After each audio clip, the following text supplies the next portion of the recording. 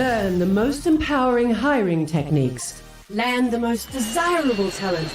Launch your company towards massive success. This is the Higher Power Radio Show with your host, Rick Gerard. All right, let's talk about building an advisory board. I think we would all agree that having strong advisors and mentors in your corner brings huge benefits to every organization. Not just as sound advice in making business decisions, but also providing introductions and bringing credibility to the business. So when is the right time to build your advisory board? Well, the answer is as soon as you find the right people who will help. This means before you hire your first employees. Building an advisory board, much like building company values, is often an activity to do later. But guess what? Later is too late. It's like pouring a foundation after the house has been built. So investing the time to build a board before things get too crazy is the smartest way to ensure that the decisions that you make are solid enough to bring the business to its full potential. I'm Rick Gerard, and welcome to the Higher Power Radio Show. We help entrepreneurs and executives win the strongest people by sharing insights from top-performing rebel entrepreneurs, game changers, and industry leaders like our guest today, Miss Coco Brown. Now, Coco is the founder and CEO of Athena Alliance. Athena has helped thousands of leaders grow and advance their executive careers, and has brought over 400 women to corporate boards from growth stage private companies to name brand public companies. Coco has personally worked with hundreds of top leaders, CEOs, and boards to evolve modern leadership. She's served on 10 commercial and nonprofit boards and advisory boards, and has led two notable companies, Taos, which was acquired by IBM, and now Athena.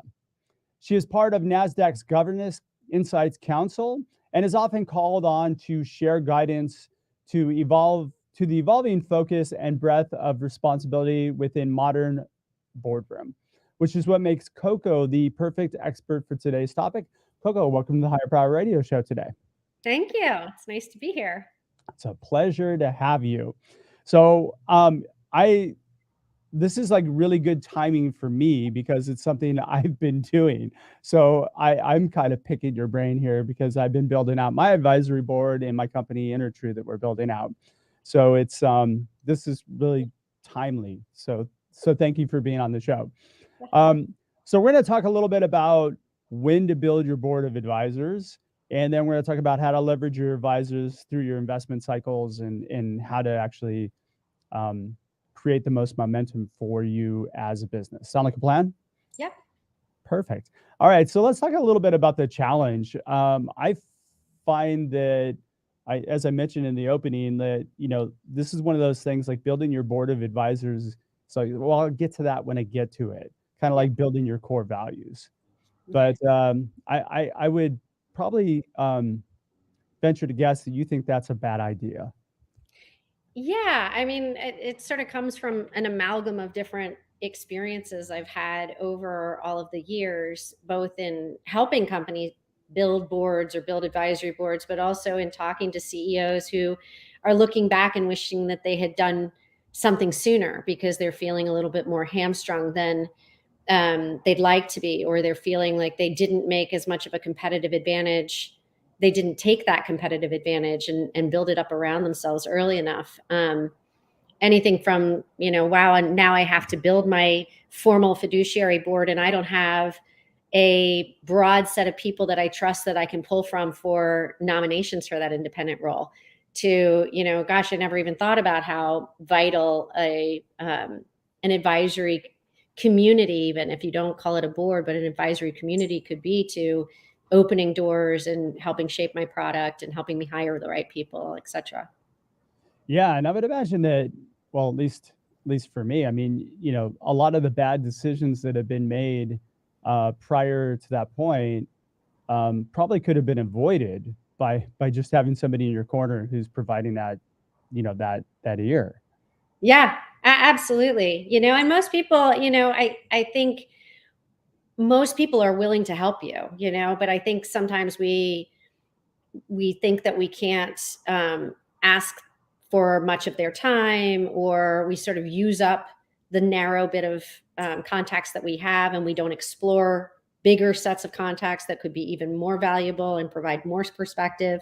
So, we spend more time sort of thinking internally about who will be my first hire, and then what's my second hire, and then how's that organization structure going to work, and we don't think about it in terms of the structure around us individually as founders. No, we don't.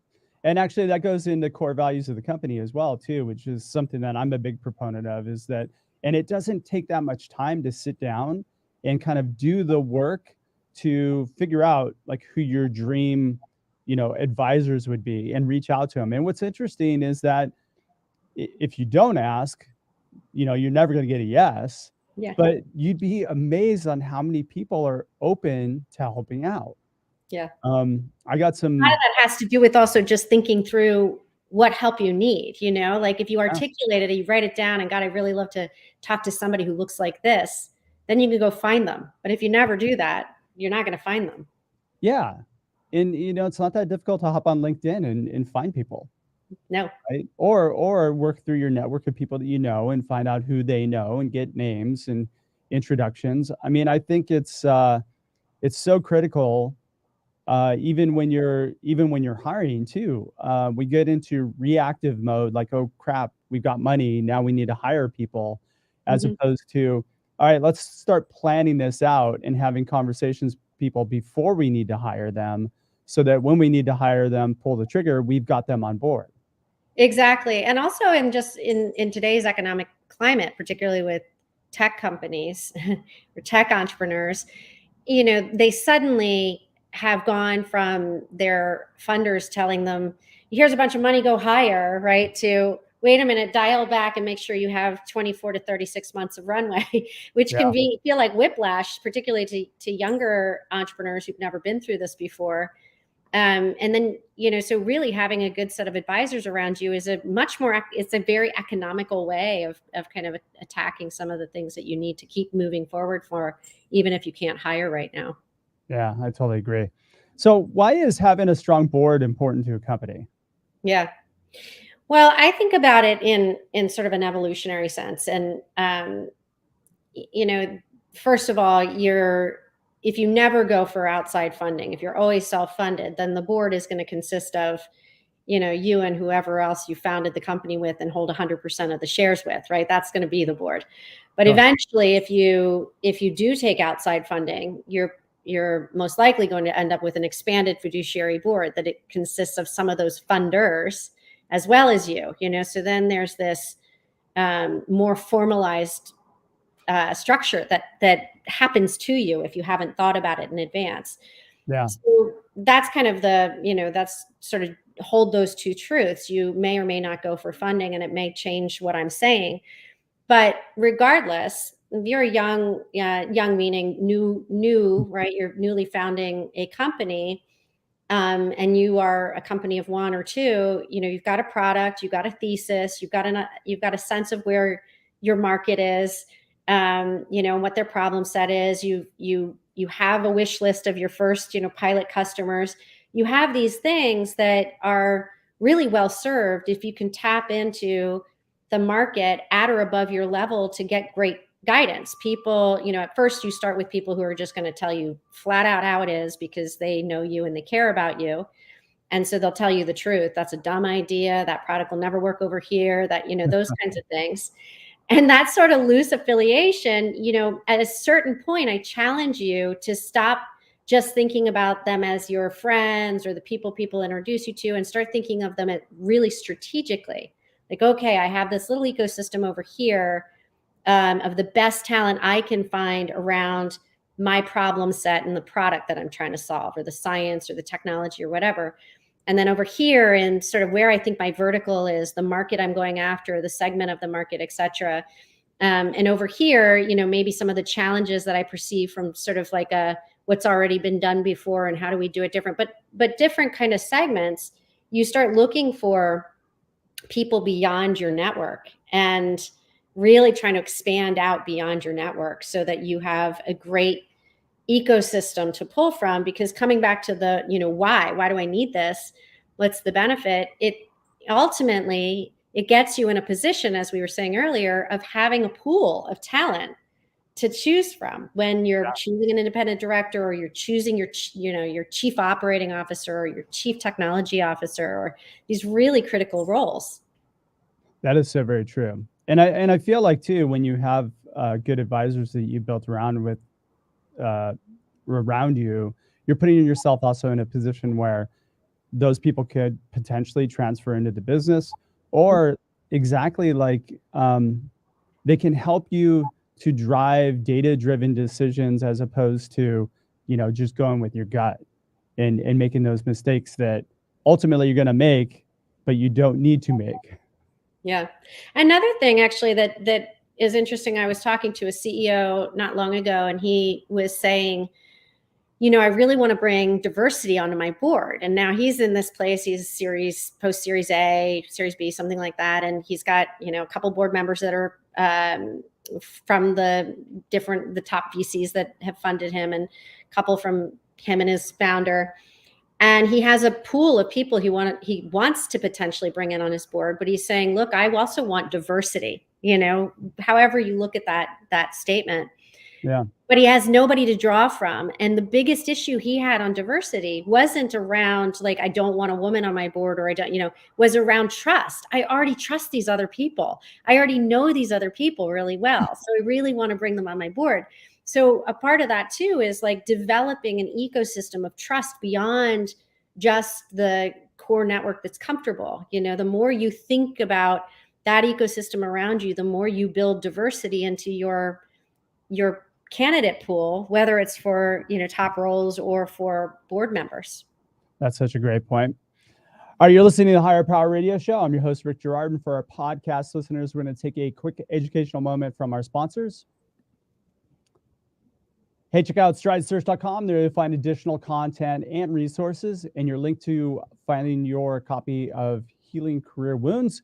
Let it be your company's secret weapon to landing the strongest people. Our guest today is Coco Brown, and we're discussing building your advisory ecosystem. So we just talked a little bit about why it's important for you and your company. Now we're going to delve into how to do it. So this is the fun part, Coco. Walk us through how you would, how I should, personally build out my board of advisors. Yeah. Well, so the very first thing, it's kind of like what they say about like the first thing is to admit you have a problem. Yeah. The very first thing is the mindset, right? That it's to go, oh, wait a minute. I had never thought about that before, right? And so now that you've got that in your mind, and you think, okay, well, that's interesting. As much as I think about the internal team, I'm going to think about my external team. Sure. So then I would sort of imagine, that there's a table, and you're sitting at this table, and there's 5 seats around the table, and just ask yourself, like, if I could put someone in that seat and someone in that seat and someone in the seat over here, how would I define those seats? Like, who would I love to talk to?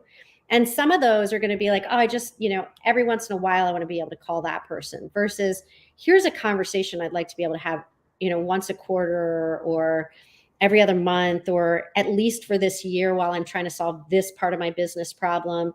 But sort of chunk your business problems down into cycles, into phases, into the kinds of things that you haven't yet solved, and start defining a little bit of, the persona of who you want to have relationships with you, to circle around you, and how often you want to meet with them, and whether or not you want them in a structure that's just you to them, or how should be great if there were 3 of them and me, or 3 of them and my CTO and me, but that's what you want to do, is start just modeling it, just sort of shaping that a little bit for yourself. So thinking about, hey, like if I were to build a dream team, who would that be? And who are those people that I'd want around the table? And you know what? It seems to me like we probably aim too low on this one. Yeah. Right. So we think, like, I'd love to have, I don't know, pick, some name brand person on the board. But I would imagine most people go, well, I'll just call my friend Ralph and see if he'll do it. Yeah. I mean, the other thing is too, if you are at a point where it's a fiduciary board now, like as Yeah. opposed to an advisory board that doesn't, you can take their advice or not as you like, right? But as Yeah. soon as they're the fiduciary board, there's a different relationship with those people. Those people have an obligation to protect the business and the interests of the customers. It's not just you, right? Yeah. So when you think about your advisors, you can think very selfishly about you. And how many of those do you want always selfishly just for you, as opposed to the people on your board? Yeah. And then sometimes also when you do get to a place where you are building a fiduciary board, if you have enough to pick from, you can say, oh, this person I really trust. They've got my back. They understand what I'm in this for. They understand why I have the exit strategy they're going to, so I'm going to suggest that we consider them for this independent role that is between, me and the other owners and the funders. Founders and funders need the independent role to kind of break the tie sometimes, or be the navigator between the two. And so that's, a piece of that. So think of that dream team as people I'm going to build trust with over time, people that are going to add the right kinds of guidance to me over time, people who've seen around the corners that I think I'm going to have to navigate around. So that how piece is really just to envision it, imagine it, right? Start drawing it out. And then the second thing is then, so it's sort of like, know you need it, start envisioning it, and then just go out and start finding those people. They're not that hard to find, and one will lead you to another. You'll reach out to one and they'll say, oh, well, I don't really have the bandwidth for it, but so-and-so over here is really great at that. Or you ask, who else do you know?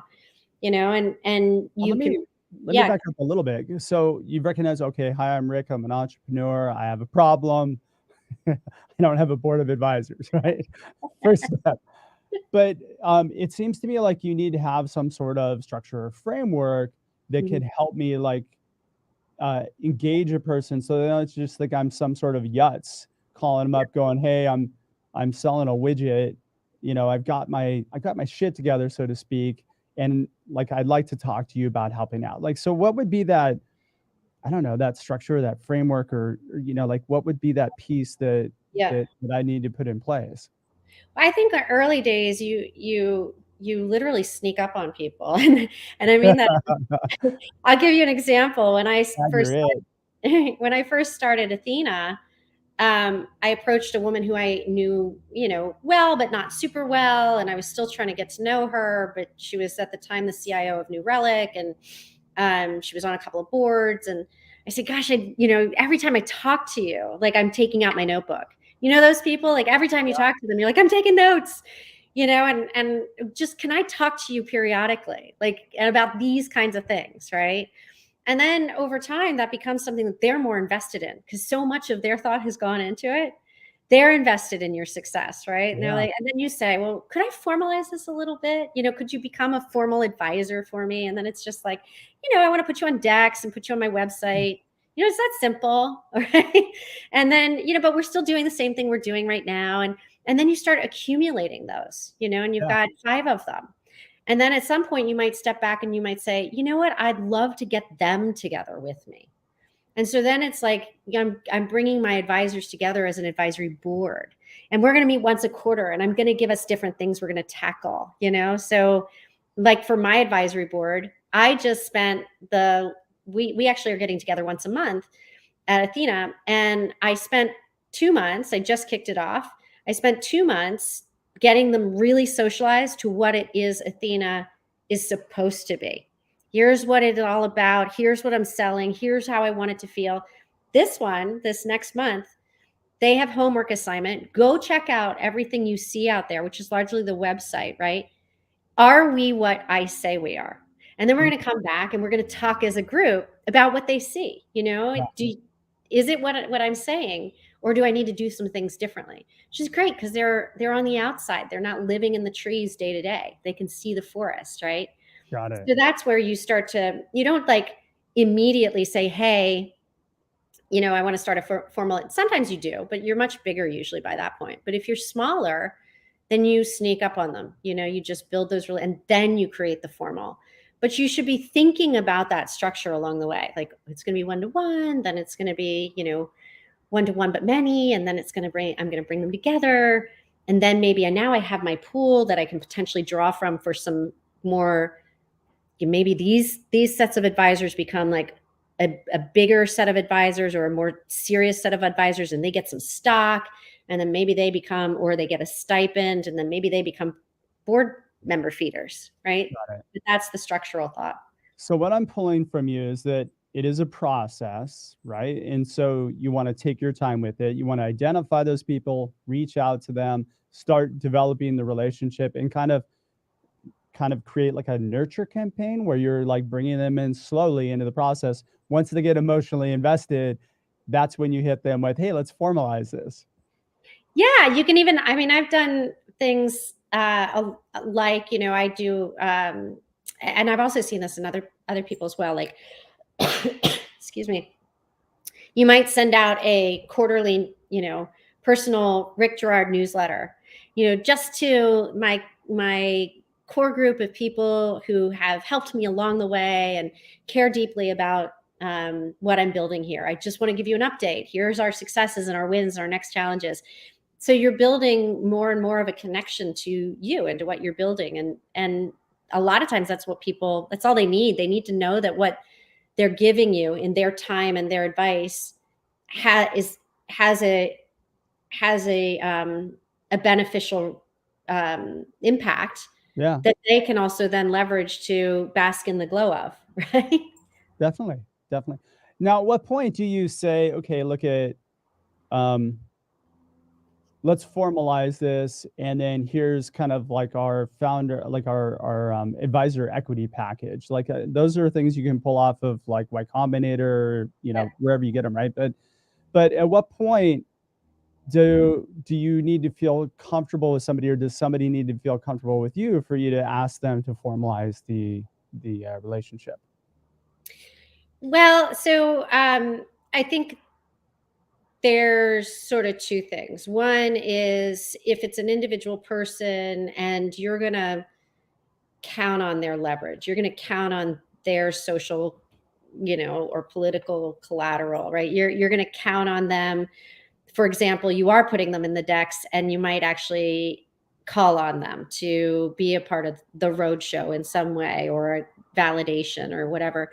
Yeah. Then you might want to say, hey, and I want to give you something formally for this. Yeah. You might also decide that you're going to formalize and create a formal advisory board, because you've gotten to a certain size where now that's what you want to do. And so what is the give get? Then you have to think about the give get, right? Like, well, I'm going to want us to get together once a month, and I'm going to, assign you some homework. And so what do I give you in return for that? Is it stock? Is it a cash stipend? Is it discounts on the product, depending on what it is that you have, or, lifetime membership? Like what do you have to offer? It can be a variety of things, Yeah. So that's really up to you. I've seen all sorts of structures work, from a 10K annual stipend to, 10,000 shares of stock, and whatever that means, like I've seen all sorts of different structures. And it seems to me like it's really dependent upon what's important to that advisor, like what they value, that give get, right? So, though everybody's always concerned about the what's in it for me. And somebody might be just really happy with being able to use the product for free for the lifetime. And then somebody might be like, hey, look, I definitely want the equity, or I want to be able to, draw some cash from this at some point. Yeah, I think you want to, once you get to a state where you are formalizing, and there's 5, 6 people, around that table, you kind of want to be consistent. What one gets, they all get, because they will talk to each other at some point when they start to become friends. And also it's just, even if they didn't talk to each other, it's just good practice. It's easier for you to manage. It's a good idea. Definitely true. All right. So you've got kind of a framework and what about kind of the structural components? Is there anything that I think you had like kind of 3 pieces discussed about kind of how you can leverage that structure? Yeah, I talked about it a little bit in that, first it starts one-to-one, your individual relationships, you're pulling on close connections. Then, then you're going to lesser known, they may be better known public figures, but lesser known to you. So then you're creating more of like this, potentially like a set of think tanks around you, and you're looking, for sure, I would say start thinking about diversity, mixed groups. This is where you can start to get in. People from different kinds of backgrounds is incredible, and people from different kinds of regions and different industries potentially. And then you might be formalizing, mostly keeping it one-to-one still, but having maybe we'll get all of this type together on a quarterly basis and all of that type together on a quarterly basis. And then when you go to the formal advisory board, I've seen it, strictly around one. Like I think about the business as always having 3 to 5 key imperatives that it's working on. These are the things that are going to take you to the next milestone on, take you from 1 million to 10 million or 10 million to 100 million. What are those things? You might form an advisory board around the one thing. We're doubling down on this vertical. We're really trying to solve this problem in the product. Our go-to-market strategy. So then in that case, it's a group of people that are all potentially alike. And so then, what are you looking for from them? Formalize that around them, all CMOs, all chief technology officers, et cetera. Yeah. But as you get closer and closer to formalizing a real board, if you're going to do that, or you want that benefit, but you're not actually going to create a fiduciary board, think eventually about creating an advisory board that's a mix of roles. Like take your C-suite and build your C-suite, but 2 years out from where you are, so your advisors, your advisors represent the, 50 million mark when you're at 10 million right now, but then there's people that your C-suite can tap into and get advice from. And so structure that. And then the last thing I would say around structuring is think about cadence, how often, and think about value and consistency from one meeting to the next. Like, in the first quarter, are we going to be talking about the plans for the year and the growth strategy? In the second quarter, are we going to be talking about the product and, the product roadmap? In the third quarter, but create something that gives that advisory board a sense of consistency, and also building on working through problems and initiatives for the business once you've started building it more to look like your C-suite. That's great advice. So I find that like most of our audience are probably trying to go from that 0 to a million, or or that 1 million to 5 million range. Yeah. So I love the fact that you're looking at the C-suite for the future and engaging them early. That's a great way to proactively recruit your next talent pool. The people are going to hire when you're ready to hire them. That's right. So that's fantastic. All right, shoot. We're getting pretty close on time. Coco, what would be 2 or 3 key takeaways you can give the audience that can plug it into their business today? I think the very first one is start thinking beyond the team you're going to hire. Think to the team that's going to support you personally. Yeah. I think the second is, as you do that, think competitive advantage. Like who's out there right now that would, if their association to you would start to give you a competitive advantage. And then the third is just build in advance of your needs. Don't think that this is something you need to do next year. If you think that, then start doing it this year. Ooh, I love that. All right, Coco, thanks so much for your time investment today. And I want to welcome you to the Higher Power Radio community. Now, what's the best way in which members of the audience can find you, find your company, all that good stuff? I'm the easiest Coco Brown to find on LinkedIn. I challenge you to tell me that I'm not the first Coco Brown that pops up if you look for me. So that would be one way. I spelled it wrong the first time, by the way, and so I got it wrong. But you got it. Okay, well, COCO, no A. Yeah. And then the second is Athena Alliance. So just AthenaAlliance.com. 2 A's in the middle there. AthenaAlliance.com, and we are an ecosystem for executive enablement. So yeah. And of course, we'll have all that linked in the show notes. All right, I want to thank you for tuning in to this week's episode of Higher Power. A quick thanks to our team, Brian Colburn, Andrea Ballin, and Ayla Gerard. If you're listening to the podcast, please subscribe, review, and share. After all this shows for you, we want to continue to bring valuable content to you week after week.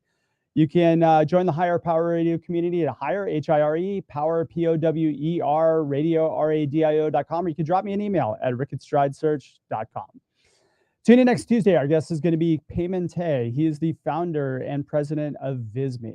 I'm your host, Rick Girard, and you have been listening to the Higher Power Radio Show. Aloha.